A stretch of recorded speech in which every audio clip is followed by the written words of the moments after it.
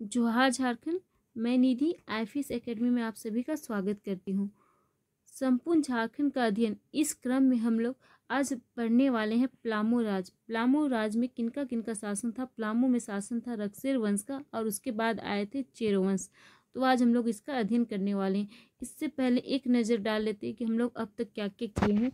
First session में हम लोग झारखंड का नाम इंट्रोडक्शन किए थे, झारखंड का परिचय किए थे। सेकेंड सेशन में हम लोग झारखंड का नामकरण किए थे। तो अगर आप लोग नहीं देखे हैं झारखंड का परिचय, झारखंड का नामकरण, तो जरूर देखिए, लिंक आपको डिस्क्रिप्शन बॉक्स में मिल जाएगा।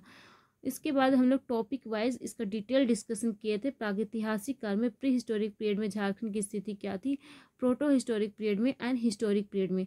इन तीनों को डिस्कशन करने के बाद हम लोग पढ़ रहे थे झारखंड का क्षेत्रीय राजवंश। झारखंड का क्षेत्रीय राजवंश यानी कि रीजनल किंगडम्स ऑफ झारखंड। इसमें हम लोग 9th सेशन में पढ़ रहे थे झारखंड का मुंडा राज। वेरी इंपॉर्टेंट, आप लोग देख लीजिए, डिस्क्रिप्शन बॉक्स में लिंक मिल जाएगा। नेक्स्ट हम लोग पढ़े थे 10th सेशन में छोटा नागपुर खासकर नागवंश। आज हम लोग पढ़ने वाले हैं प्लामू राज। प्लामू में हम लोग पढ़ने वाले हैं रक्सेर वंश एंड चेरो वंश। 3 और 6 टॉपिक को आज हम लोग कवर करने वाले हैं 11th सेशन में। तो चलिए शुरुआत करते हैं। शुरुआत करते हैं प्लामू का रक्सेल वंश। प्लामू में सबसे पहले किसका शासन था? तो रक्सेल वंश का शासन था। चेरो की बात करेंगे तो चेरो ने रक्सेल वंश को अपदस्थ कर प्लामू में शासन किए थे। और चेरो कब आए थे? तो ये 16वीं सदी के आरंभ में आए थे। ठीक है, 16वीं सदी के आरंभ में आए थे। ठीक है, 16th सेंचुरी। ठीक है, तो सबसे पहले रक्सेल वंश आए थे और ये कहाँ पे अपने आधार क्षेत्र बनाए थे? तो ये दक्षिण पूर्वी भाग में। कहाँ पे? दक्षिण पूर्वी भाग में। ऐसा कहा जाता है कि रक्सेल जब प्लामू में प्रविष्ट कर रहे थे, प्लामू में आ रहे थे, उससे पहले ही ये 2 भाग में बढ़ गए थे। रक्सेल की 2 शाखा में बढ़ गए थे। एग्जाम में पूछता है कि रक्सेल कितनी शाखा में बैठे हुए हैं, तो ये 2 शाखा में बैठे थे। पहला शाखा था वो देवगन किला का निर्माण किया था, देवगन किला का। और दूसरा शाखा था वो कुंडेलवा शासन, कुंडेलवा। ठीक है, और यहाँ पे कुंडेलवा किला का निर्माण किया था और ये देवगन किला का निर्माण किए थे। ठीक है, जो देवगन आए थे वो किस रास्ते से आए थे? तो ये रास्ता, इनका रास्ता था हरियरगंज एवं महाराजगंज। कौन सा रास्ता था? हरियरगंज और महाराजगंज। और ये जो कुंडेलवा किला में आए थे, जो दूसरे रास्ते से आए थे, ये चतरा पाकी होते हुए आए थे कुंडेलवा में, और यहाँ पे कुंडेलवा किला का निर्माण किए थे। एग्जाम में पूछेगा रक्सेल कितने वंश में, कितने शाखा में बढ़ गए थे? तो 2 शाखा में बटे थे। एक शाखा था देवगन, दूसरा शाखा था कुंडेलवा। एक शाखा था देवगन एंड दूसरा शाखा था कुंडेलवा। और देवगन जो आए थे वो हरियरगंज और महाराजगंज होते हुए आए थे, और जो कुंडेलवा आए थे वो चतरा पाकी होते हुए आए थे।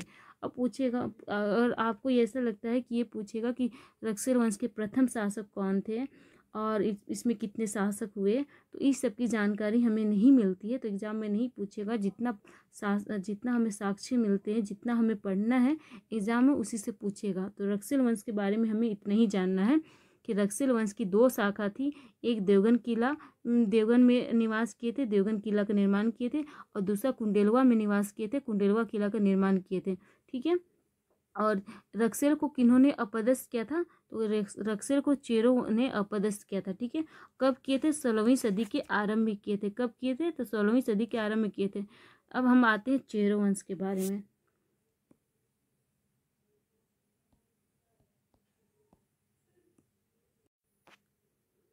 प्लामू का चेरो वंश की बात करेंगे तो चेरो वंश की स्थापना कब हुई थी? ये क्वेश्चन बनता है। ठीक है, चेरो वंश की स्थापना कब हुई थी? बहुत ही अच्छा क्वेश्चन बनता है और इसके पे बहुत विवादित है। ठीक है, कुछ बुक्स में कहा गया है कि 1572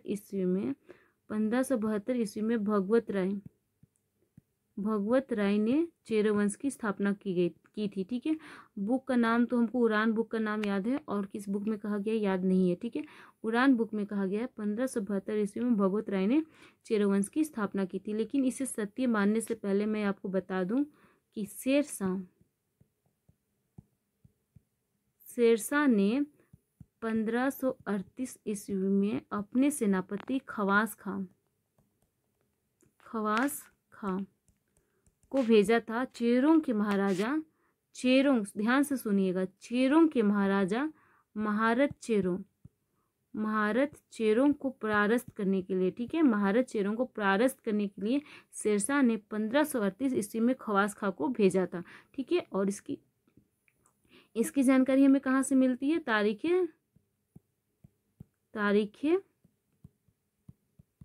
शेरशाही से, तारीख शेरशाही। और इसकी रचना किसने की है? अहमद यादगार ने, ठीक है, अहमद यादगार, ठीक है। तो इससे क्या स्पष्ट होता है कि 1538 ईस्वी में चेरों के राजा कौन थे? 1538 ईस्वी में चेरों के राजा थे महारत चेरों। कब थे? 1538 ईस्वी में। जब 1538 ईस्वी में चेरों के राजा महारत चेरों थे, तो हम लोग कैसे मान लें कि 1572 ईस्वी में, यानी कि उसके बाद के समय में भगवत राय ने चेरो वंश की स्थापना की है, ठीक है। तो यहाँ पे अगर आपसे पूछे कि चेरो वंश की स्थापना कब हुई थी, तो इसका सटीक आंसर होना चाहिए 16वीं सदी के प्रारंभ में, ठीक है, 16वीं सदी के प्रारंभ में। क्योंकि हमें ये इस बात की जानकारी नहीं मिलती है कि चेरो वंश की स्थापना किसने की थी, कब की थी, प्रथम राजा कौन थे, ठीक है। और महारत चेरो कब बने और इनके बाद कौन राजा थे, इसकी भी जानकारी हमें नहीं मिलती है, ठीक है। तो चेरो वंश की स्थापना कब हुई थी? 16वीं सदी के प्रारंभ में हुई थी, ठीक है। और ये पॉइंट आपको याद रखना है शेरशाह वाला, ठीक है। शेरशाह ने 1538 ईस्वी में खवास खां को भेजा था महारत चेरों को परास्त करने के लिए। इसकी जानकारी मिलती है तारीख शेरशाही से, अहमद यादगार में। यहाँ पे एक और टॉपिक इम्पोर्टेंट हो जाता है कि महारत चेरों को हराए थे। तो देखिए महारत चेरों क्या था? महारत चेरों एक ऐसे राजा थे जो शेरशाह के शिविर में घुस जाया करते थे। जब शेरशाह नहीं होता था तो शेरशाह के शिविर में जाते थे कौन? महारत चेरों, ठीक है, महारत चेरों, और उन्हें लूटपाट करते थे, ठीक है। तो शेरशाह ने क्या किया कि इन्हें हराने के लिए खवास खां को भेजा, और जब इन्हें हराए तो एक हाथी को प्राप्त किए, ठीक है, एक हाथी को प्राप्त किए। इस हाथी का नाम पूछा जा सकता है क्योंकि बहुत इंपॉर्टेंट है। तो इस हाथी का नाम क्या है? इस हाथी का नाम है श्याम सुंदर, श्याम सुंदर, ठीक है। अगर ये पूछे कि शेरशाह ने महारत चेरों को परास्त कर कौन से हाथी को प्राप्त किए थे, तो उस हाथी का नाम क्या था? तो उस हाथी का नाम था श्याम सुंदर। ये हाथी क्यों इम्पोर्टेंट हो जाता है कि इस हाथी की कुछ विशेषता है, जैसे कि ये हाथी सफ़ेद रंग का था, इसके मस्तक पर कभी धूल नहीं डालना था, और ये जब मस्त हो जाता था तो इसका सामना करना कठिन हो जाता था, ठीक है। जब ये मस्त हो जाता था तो इसका सामना करना कठिन हो जाता था, और इसी हाथी को शुभ लक्षण माना गया है शेरशाह के लिए। क्यों? क्योंकि जब चौसा का युद्ध हुआ था, चौसा का युद्ध कब हुआ था? 26 जून 1539 में। तो 26 जून 1539 में जब चौसा का युद्ध हुआ था तो शेरशाह ने किसको हराया? हुमायूं को हराया, ठीक है, हुमायूं को हराया और मुगल की गद्दी पर बैठे थे, ठीक है। और शेरशाह का शासनकाल कितना था?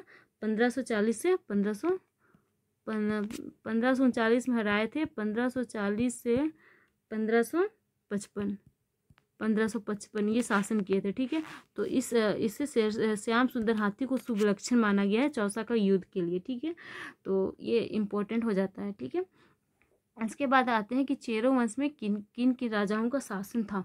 तो किन किन राजाओं का शासन था, स्थापना कब हुई थी, इसके बारे में हम लोग बात कर लिए कि स्थापना कब हुई थी और किसने की थी, हमें पता नहीं है। और जब हम इसके राजा की बात करें तो महारत चेरो के बाद कौन राजा बने थे, इसकी भी जानकारी नहीं मिलती है, ठीक है। लेकिन 1572 ईस्वी में जब भगवत राय राजा बने थे, 1572 में जब भगवत राय, ठीक है, भगवत राय जब राजा बने थे, भगवत राय, इसके बाद की हमें जानकारी मिलती है, ठीक है। तो भगवत राय जब बने थे उस टाइम शासनकाल किसका था? वे किसके समकालीन थे? ये अकबर के समकालीन थे, ठीक है, अकबर के समकालीन थे, ठीक है।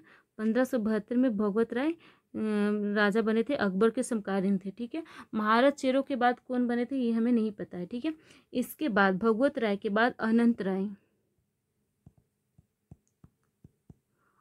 राय थे, ठीक है। और अनंत राय किसके समकालीन थे? तो जहांगीर के समकालीन थे। अनंत राय के बाद सहबर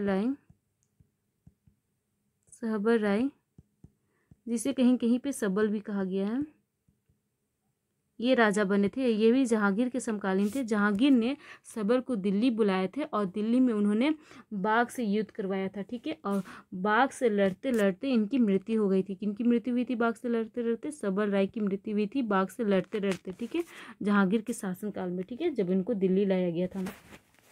उसके बाद सबर राय के बाद कौन राजा बने थे? तो प्रताप राय, प्रताप राय, ठीक है। और ये किसके समकालीन थे? शाहजहां के। किसके समकालीन थे? शाहजहां के समकालीन थे। प्रताप राय क्यों इंपॉर्टेंट हो जाते हैं? तो प्रताप राय ने पुराना पलामू किला का निर्माण कराए थे, ठीक है। पुराना पलामू किला का निर्माण कौन कराए थे? प्रताप राय। उसके बाद नया पलामू किला का निर्माण कराने वाले राजा थे मेदिनी राय, मेदिनी राय। और मेदिनी राय किसके समकालीन थे? तो औरंगजेब के समकालीन थे, औरंगजेब के समकालीन थे, ठीक है, मेदिनी राय। मेदिनी राय के बाद कौन राजा बने थे? तो रुद्र राय बने थे, फिर दिक्पाल राय बने थे, फिर साहेब राय बने थे, ठीक है। ध्यान से सुनिएगा कौन कौन बने थे। मेदिनी राय के बाद बने थे रुद्र राय, उसके बाद दिक्पाल राय, उसके बाद साहेब राय। साहेब राय के बाद जो इम्पोर्टेंट राजा हो जाते हैं वह हैं रंजीत राय, रंजीत राय। रंजीत राय क्यों इम्पोर्टेंट हो जाते हैं? क्योंकि छोटा नागपुर से टोरी जिला को जीते थे, ठीक है। छोटा नागपुर के नागवंश के राजाओं से इन्होंने टोरी जिला को जीते थे। कौन जीते थे? कौन जीते थे? रंजीत राय, ठीक है। और उसके बाद रंजीत राय, ये जो टोरी जिला था इसे नागवंश में कौन राजा अपने, हाँ, भीमकर्ण जो थे उन्होंने टोरी जिला को जीता था। और इससे वापस किन्होंने पलामू में फिर से मिला रही है? तो रंजीत राय ने, ठीक है। रंजीत राय के बाद की बात करेंगे तो उसके बाद जयकृष्ण राय राजा बने थे। जयकृष्ण राय के बाद चित्रजीत राय, चित्रजीत राय राजा बने थे। चित्रजीत राय, चित्रजीत राय क्यों इम्पोर्टेंट हो जाते हैं? क्योंकि चित्रजीत राय को ही हटाकर अंग्रेजों ने गोपाल राय को राजा बना दिया था। गोपाल राय को राजा बना दिए थे। कब बनाए थे? 1771 ईस्वी में, ठीक है। पूछता है एग्जाम में कि 1771 ईस्वी में किससे राजा बनाया गया था? गोपाल राय को। अंग्रेजों ने 1771 ईस्वी में गोपाल राय को राजा बना दिए थे, इसीलिए चित्रजीत राय ने बगावत किए थे, ठीक है। और चेरो, यहाँ पे कौन सी लड़ाई हुई थी? कौन सी जनजातीय लड़ाई हुई थी? तो चेरो विद्रोह हुआ था। चेरो विद्रोह कब हुआ था? 1771 ईस्वी में चेरो विद्रोह हुआ था। और किन्होंने किया था? चित्रजीत राय किए थे और इनका दीवान किए थे। इनके दीवान कौन थे? जयनाथ सिंह। तो चित्रजीत राय और इनके दीवान जयनाथ सिंह ने 1771 ईस्वी में चेरो विद्रोह किए थे। क्यों किए थे? गोपाल राय के अगेंस्ट में किए थे, ठीक है। इसके बाद चेरो वंश के अंतिम शासक कौन थे? तो चेरो वंश के अंतिम शासक थे चूड़ामन राय। कौन थे? चूड़ामन राय,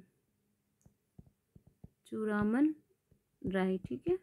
चेरो वंश के बारे में इतनी ही जानकारी मिलती है। नेक्स्ट सेशन में हम लोग सिंहभूम के शिव वंश के बारे में पढ़ेंगे। उसके बाद जो 12th सेशन होगा, 12th सेशन, इसमें हम लोग शिव वंश, मानवंश पढ़ेंगे।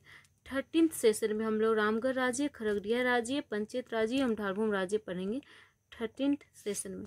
तो अगर आपको ये सेशन अच्छा लगा है तो सब्सक्राइब कीजिए और बेल आइकन दबाइए। आने वाले वीडियोज़ के अपडेट आपको मिल जाएंगे। और अपने दोस्तों के साथ शेयर कीजिए। Thank you and have a nice day.